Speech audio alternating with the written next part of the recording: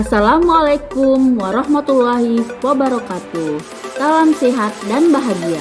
Perkenalkan, saya Suherini Rahmat, calon guru penggerak Angkatan 5 dari UPT SPF SDI Manurki 2 Kota Makassar dengan fasilitator Ibu Husnul Khotimah dan pengajar praktik Bapak Haji Amarudin.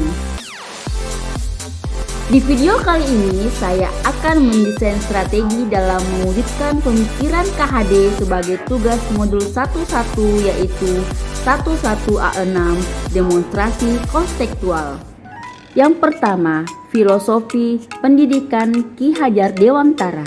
Ki Hajar Dewantara menjelaskan bahwa tujuan pendidikan yaitu menuntun segala kodrat yang ada pada anak-anak agar mereka dapat mencapai keselamatan dan kebahagiaan yang setinggi-tingginya baik sebagai manusia maupun sebagai anggota masyarakat.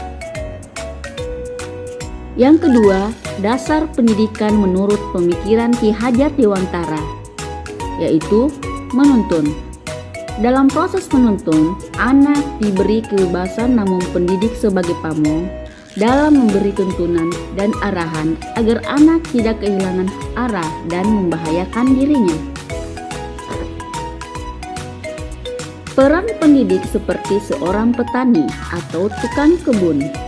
Anak-anak itu seperti biji tumbuhan yang disemai dan ditanam oleh petani atau tukang kebun di lahan yang telah disediakan. Anak-anak itu bagaikan bulir-bulir jagung yang ditanam. Bila biji jagung ditempatkan di tanah yang subur dengan mendapatkan sinar matahari dan pengairan yang baik, maka meskipun biji jagung adalah bibit jagung yang kurang baik atau kurang berkualitas, dapat tumbuh dengan baik karena perhatian dan perawatan dari petani. Demikian pun sebaliknya. Budi pekerti. Menurut KHD, budi pekerti atau watak atau karakter merupakan perpaduan antara gerak pikiran, perasaan, dan kehendak atau kemauan sehingga menimbulkan tenaga. Budi pekerti juga dapat diartikan sebagai perpaduan antara cipta, kognitif, karsa, afektif sehingga menciptakan karya psikomotor. Kodrat alam dan kodrat zaman. KHD hendak mengingatkan pendidik bahwa pendidikan anak sejatinya menuntut anak mencapai kekuatan kodratnya sesuai dengan alam dan zaman. KHD menegaskan bahwa didiklah anak-anak dengan cara yang sesuai dengan tuntutan alam dan zamannya sendiri. Artinya, cara belajar dan interaksi murid abad ke-21 tentu sangat berbeda dengan para murid di pertengahan dan akhir abad ke-20. Berpihak pada murid. Pembelajaran yang berpihak pada murid salah satunya dengan memberi kesempatan murid untuk mengemukakan pendapat, kemudian memberi kebebasan membangun sendiri pengetahuannya, tidak selalu mengikuti keinginan gurunya. Murid diberi kebebasan untuk memahami pelajaran sesuai dengan caranya. Konsepsi triologi pendidikan. Ing ngarso sum tulodo, artinya di depan memberi teladan. Peranan guru sangat besar dalam memberi teladan kepada para peserta didik. Ing madyo mangun karso, artinya di tengah membangun keinginan. Peranan guru sebagai pemberi motivasi dan memposisikan dirinya sebagai guru sehingga dapat menjadi teman dan juga tempat peserta didiknya berangkat untuk berkembang menuju cita-citanya. Tut wuri handayani, artinya dari belakang memberi dorongan. Peranan guru harus selalu mendorong peserta didiknya dalam mengembangkan bakat dan minat sesuai dengan yang dikehendaki. Esensi merdeka belajar. Pendidikan yang mendorong perkembangan murid yaitu pendidikan yang mengajarkan untuk mencapai suatu perubahan dan dapat bermanfaat di lingkungan masyarakat. Merdeka bermakna berkreasi, berinovasi, bereksplorasi sesuai harkat dan martabat.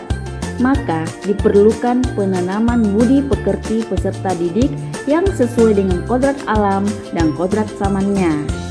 Peran guru menuntun dan mengarahkan peserta peserta didik sesuai dengan bakat, minat, dan kebutuhan. Implementasi di sekolah. Guru sebagai pendidik yang tidak hanya mentransfer ilmu, juga mentransfer nilai-nilai karakter yang berbudi pekerti untuk menciptakan pembelajaran yang menyenangkan.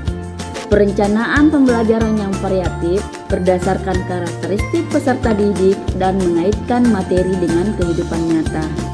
Kegiatan pembelajaran yang biasa saya lakukan di kelas yaitu memberi kebebasan penuh kepada murid untuk aktif dalam pembelajaran, untuk berpendapat, kreatif, dan mandiri sehingga pembelajaran jadi menyenangkan dan tidak membosankan.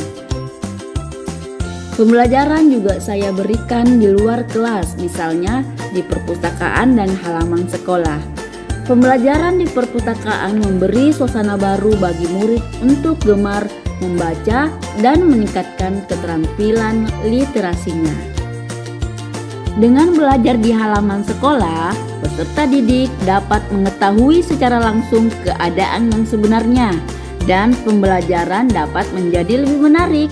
Dengan begitu, proses pembelajaran tidak akan membosankan bagi peserta didik. Interaksi dengan rekan sejawat dan orang tua murid. Saya sebagai guru juga terus belajar dengan cara berinteraksi dan sharing dengan rekan sejawat di sekolah dan juga melalui komunitas KKG kecamatan di sekolah saya. Saya juga selalu membangun hubungan dan komunikasi yang baik dengan orang tua murid, baik secara langsung maupun virtual meeting. Demikian demonstrasi konstekstual yang saya buat pada modul 11A6 Refleksi Filosofi Pendidikan Indonesia KHD di Pendidikan Guru Penggerak Angkatan 5. Semua yang dikerjakan dari hati, maka akan diterima oleh hati. Salam guru penggerak merdeka belajar.